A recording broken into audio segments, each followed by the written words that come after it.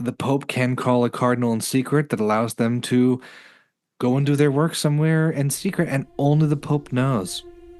But it sets up a Wild. fantastic story for us.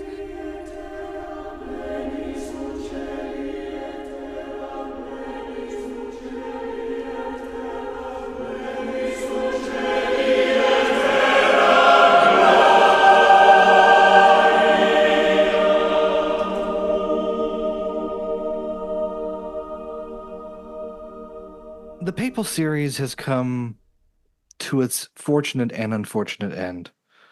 We've watched a lot of Catholicism on screen, and it was time for a conclave. We had to choose our new Pope. It was. It's funny. I feel like Conclave is obviously one of the most narratively compelling aspects of Catholicism because so many of these movies revolve around conclaves. Yeah. It's either the pedophilia crisis or around conclaves. Yep.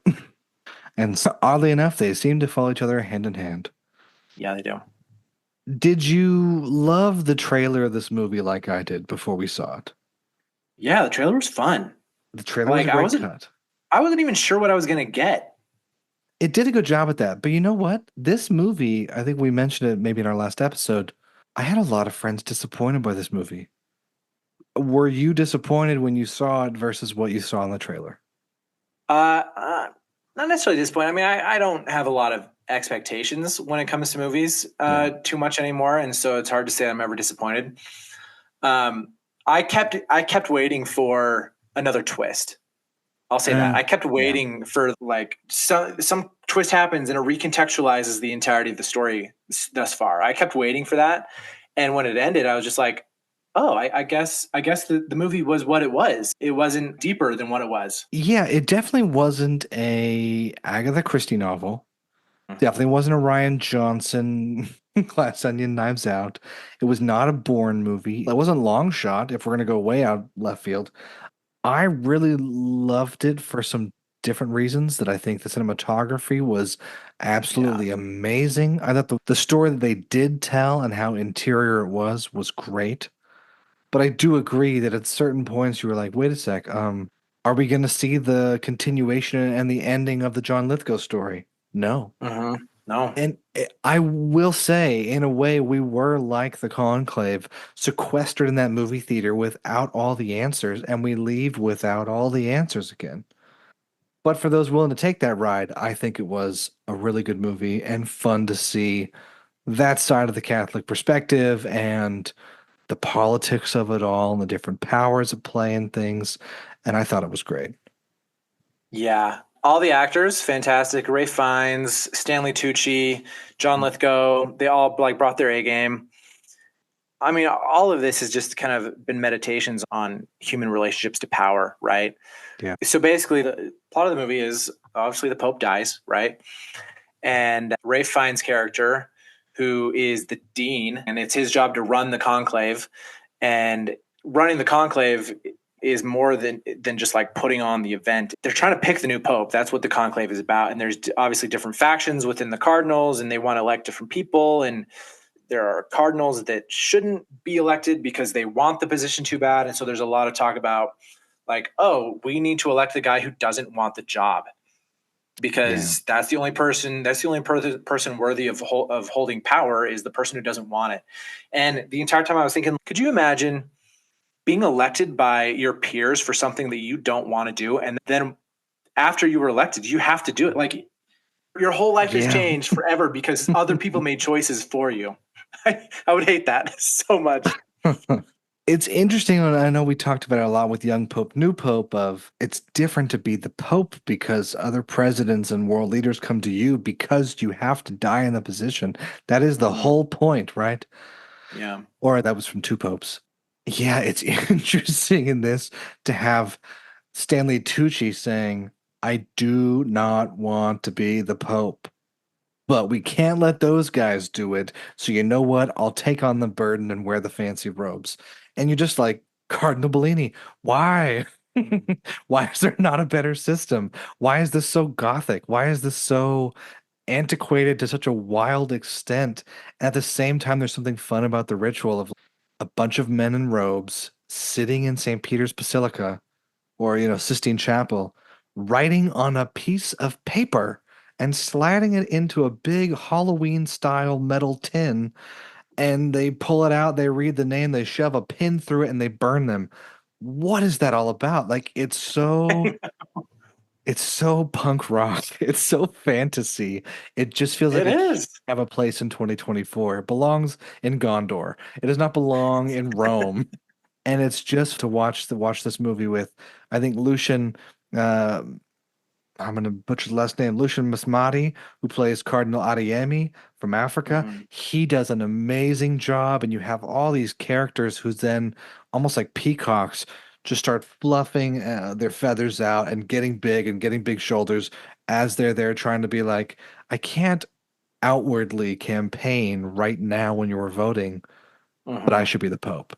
And it's just so wild to watch. I mean, honestly, I'm gonna say it, us two Mormons, our version of this movie would be terrible for the church we grew up in. It would be so boring. The I mean, our politics, version of it isn't even that interesting. It's just like who's the most senior? The most senior just gets it. Like I it would just be know. a boardroom decision. It'd be like, so I guess we're handing the job off to Dallin H. Oaks now, because that's going to happen Yeah. probably the next year or two, right? Like it's not even fun. It's not even fun. We already know who the next one is. Yeah. I mean, when Gordon B. Hinckley died in 2008, I remember when he died, the morning of, my friend sent me a link. He's like, I guess you already know your next prophet. I'm like, no, we don't. He's like, yeah, it's on Bloomberg for the corporation. The CEO, the CEO of the corporation Church of Jesus Christ of Latter-day Saints already lists Thomas Monson. There's no inspiration to that at all. At least here, they have a voting session. But yeah. Yeah, I mean, something that I have noticed throughout watching all of these is the wind plays a, is a big story piece in a lot of these because wind Yeah. is a symbol for the spirit because Jesus says that the spirit goes where it goes like the wind and it can't be controlled. And so when you have a character who the wind is blowing on them, that's a a metaphor for the divine voice is being heard. Yeah. And there's beauty in that. I mean, not that we're trying to deconstruct our Mormon experience right now, but Oops. it's just very boardroom, very corporate. Mormonism feels very corporate as compared to kind of the high fantasy of Catholicism sometimes. And if we're going to talk corporate for a second, my friend just alerted me to this great article about the Bob Iger succession problem over at Disney and putting in Mm-hmm. Bob Chapek and all the things that happened there. And then you find out through the article in which they have quotes from both Bobs and their wives and assistants that Bob Iger knew COVID was coming. He pretty much was like, I don't want to be in charge when this tanks. Let's put the new guy in for him to fail. And you're like, wait a sec, that's terrible. And to watch this and realize, oh, if you put a new pope in, he's there until he dies. You either have to have him murdered or slip something in his drink and go a full espionage route, or you have to just outlive him. And that is a wild thing to think about. Yeah, it is. Especially when you're thinking like terms of like social progress. To have one guy in there, I think that's what's scary about having a young pope, right? Is that if it's the wrong guy, you got to wait 40 years for him to die before you can hopefully have his mind change over the course of his life. But like, fat chance for that. Yeah. Yeah, which is wild. And so in this movie, obviously, with all these movies about Christianity, Catholicism, like the ideas of faith and doubt and certainty are all at play. They're all narrative tools. But at the beginning, there's a few different characters who've had close relationships with the Pope, and they say something about like, oh, the Pope had his doubts or something, and they're like about God, and he's like, no, Yeah. no, no, never about God. The Pope might have lost faith in the Church, and I Yeah. was like, oh, interesting. Okay, cool. That's kind That's of fun. all right. Yeah. Yeah, it was interesting at the very beginning. First off, that opening scene of Ray Fiennes walking the cobblestone roads into Vatican City from Rome was beautiful. Yeah. And it's just fun to see it at nighttime and empty and just know, like, oh, these people who are in this super powerful organization, they literally just walk by the coffee shops or where all the vendors set up selling those light up plastic wands and things like that are Mhm. sold like you're at the beach in Santa Monica. It's just like part of the city itself and what goes on there. And when he gets in for this moment of, okay, we're going to be sequestered in the next couple of weeks. What do we have to know before this happens? And just the stress and anxiety of if a leader in power died, could you figure out all you had to figure out in 2 or 3 weeks? If the president of the United States died and in 2 or 3 weeks we had to have someone brand new picked by all of Congress, would anyone be able to have that Oh, right? dude, I we'd doubt be it. fucked. We already are. We have 2 to 4 years. So, whoops. Yeah. Anyway, I like that stress aspect. And I think it's kind of some fun holy envy to be sequestered until you figure it out. Yeah. No phones, no news, no nothing, even though Lawrence, Ray Fiennes' character, does kind of skirt his way around it at moments. Yeah, because the whole point is you've got 3 or 4 different candidates for Pope, and you're trying to basically whip the votes the right way to get the guy you want elected to be Pope. And some of them, like Tedesco, Mhm. are intense fundamentalists, and they hated the progress that the dead Pope had made, and they would just retrench the church back into old social policies. And, you know, our progressive characters like our Stanley Tucci and stuff are like, we cannot have him be elected Pope. Yeah. Like, we got to do whatever we can to like stop that from happening. And then you've got Adeyemi's character, who the question is, would he, if he was a white man, would he even be elected? Or is it just because he's black that we're entertaining it? Yeah. But I did kind of like the twist with Stanley Tucci's character where, you know, at the first half of the movie, you're pretty convinced like this guy doesn't want it. This guy doesn't want it at all. And then about 2/3 through the movie, he finally has a conversation with Ray Fiennes' character. He's like, don't bullshit me. I already know what my name would be. And every single cardinal here should already know what their name would be if they were elected Pope. He's like, of course I want it. And Yeah. so his mask comes down of being like, oh, I don't want to be the guy that has power. He's like, give me the power. It's Give it so to me. beautiful. That is one of my favorite scenes in the movie. I'm just like, Yeah. stop bullshit me. And this is a review. It's been out. Go see it if you haven't already. But here's some spoilers. The fact that Ray Fiennes is getting, sorry, Lawrence is getting votes each round of the voting cycle is so great to me. Because at first you're like, all right, who's trying to fuck this thing up? Who's the one being a bad actor? And for it to be Cardinal Benitez, Benitez. Yeah. who's just the most saintly seeming, quiet, loving grace, Christ-like figure, it's just great to know that he's stirring the pot by really voting with his heart. And for all Mm-hmm. those who watched this and didn't know, myself included, I didn't know if the movie was creating this. I'm like, wait, can the Pope really call a cardinal in secret? But it is real. They're called in pectore, which means Latin for in the heart or in the breast. The Pope can call a cardinal in secret that allows them to go and do their work somewhere in secret, and only the Pope knows. But it sets up a Wild. fantastic story for us Yeah. because you start asking questions. You're like, how racist is everybody here? Do they really believe this man? And he says he's in Kabul in Afghanistan. Wait a second. What do we think he's a bad actor? There's all these questions of terrorism and holy war. Is that part of it? And you really just have to kind of take it on faith and judgment and say, who I see is before me, and I better know, and God better stop us if not. And I love that aspect of the story.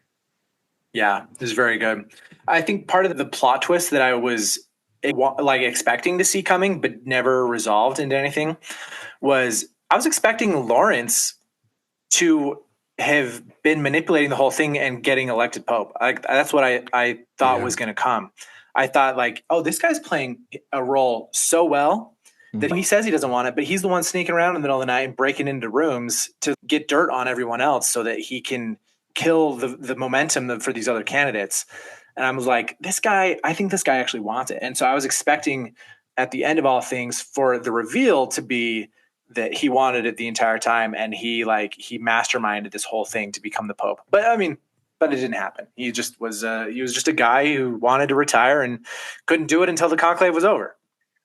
I agree. It was quite the red herring that they were like showing us a little too much of Lawrence's seemingly ambitious nature. I mean, I still say, it was one of those questions we were left with. John Lithgow's character, Cardinal Tremblay, we never get a real direct answer of Did the old Pope truly dismiss him? Do we believe the drunkard man who is the Pope's assistant?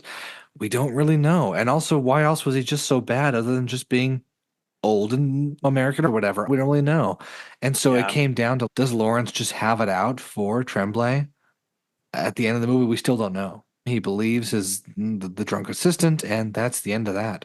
Okay, I guess that's it.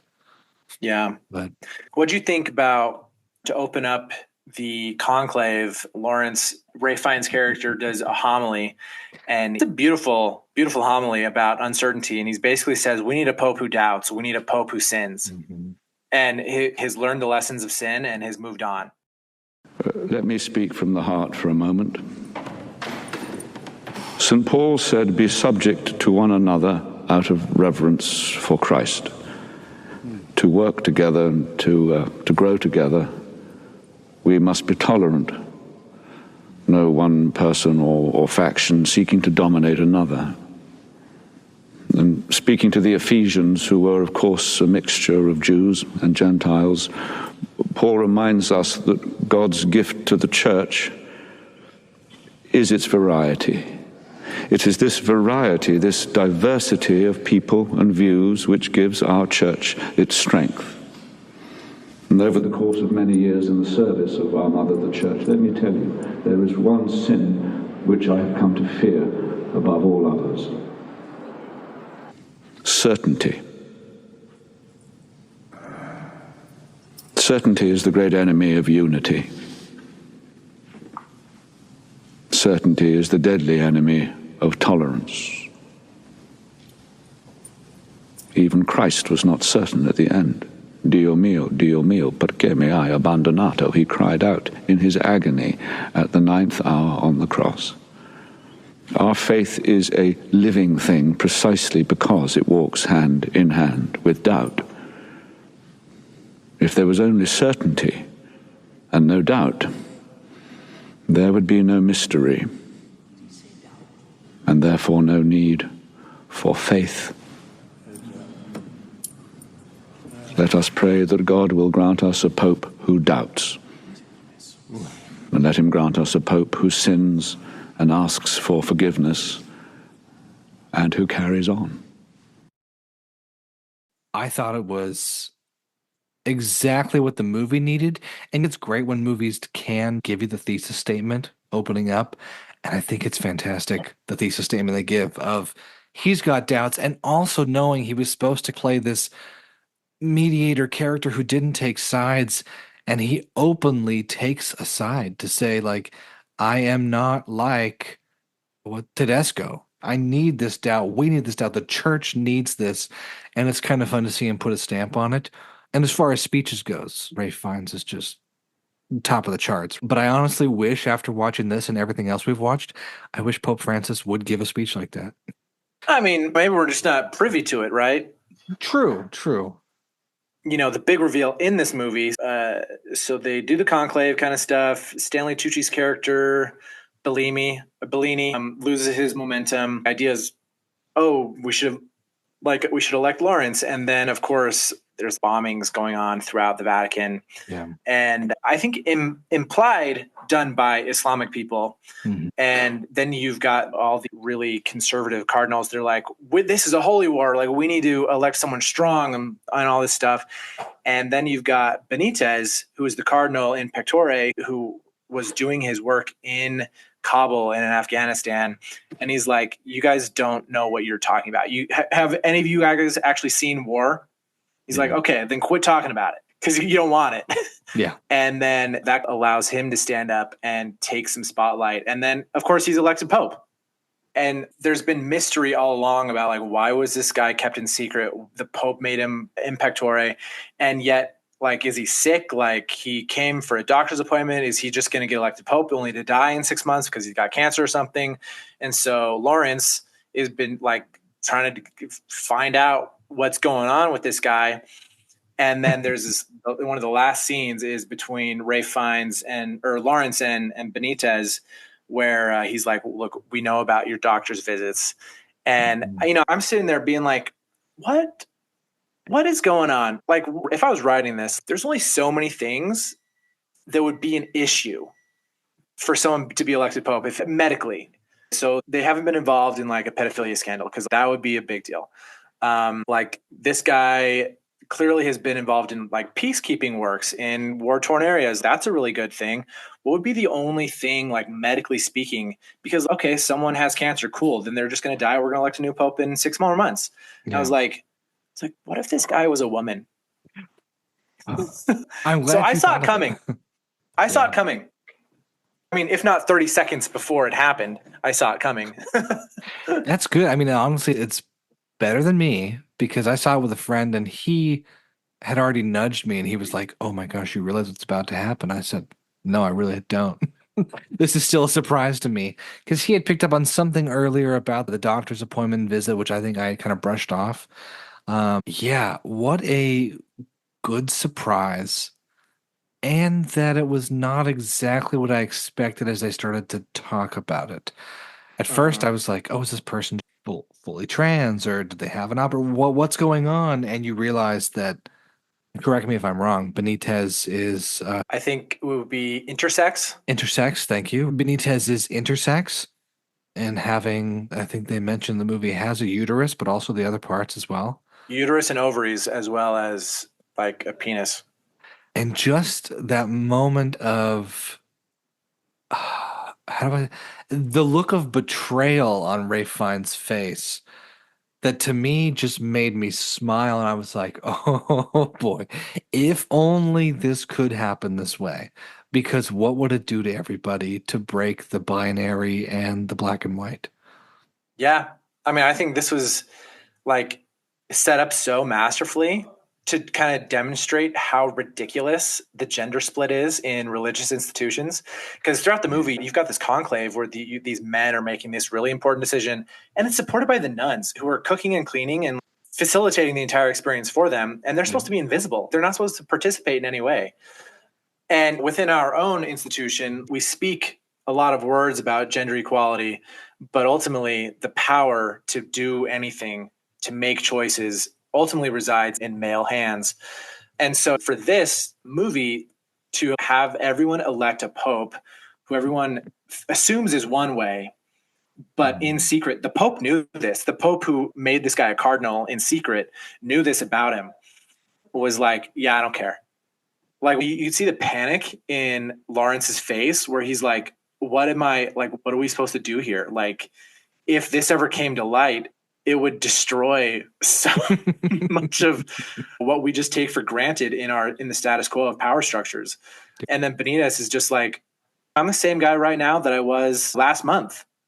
Yeah. And I'm the way that God made me. And he's like, I didn't get the hysterectomy because what is the hysterectomy going to do for me? It's going to do nothing for my ability to serve people and to be, the hand of God in other people's life. Like that. So I might as well keep it. I might as well be the way that God made me.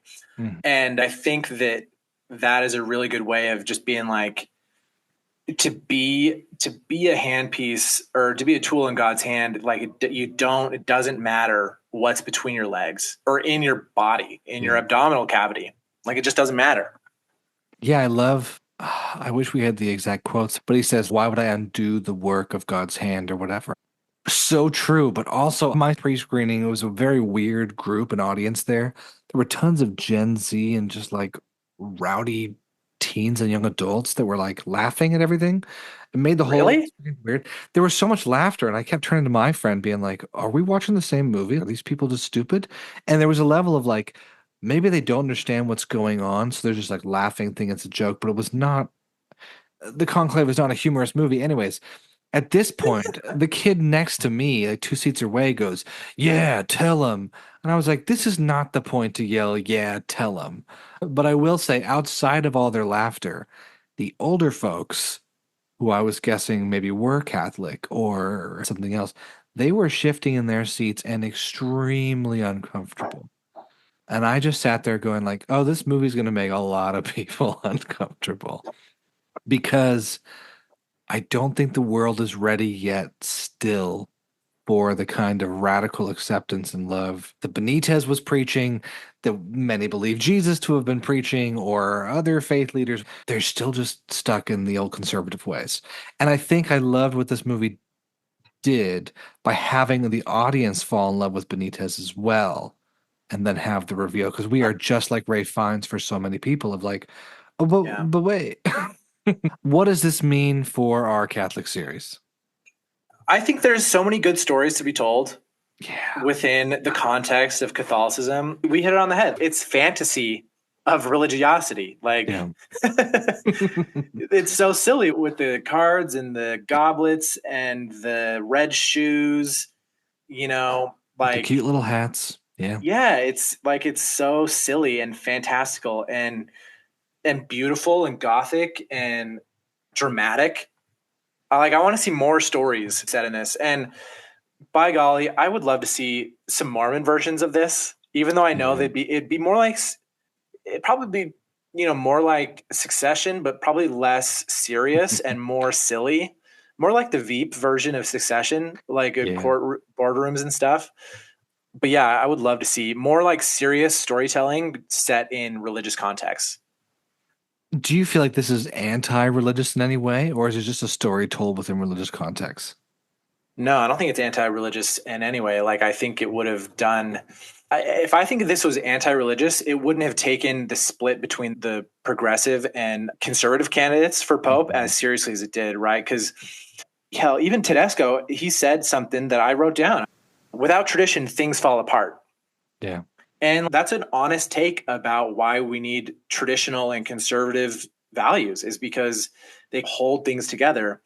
And we also need the social progress along these other lines, because if you just did one without the other, like it would just fall apart.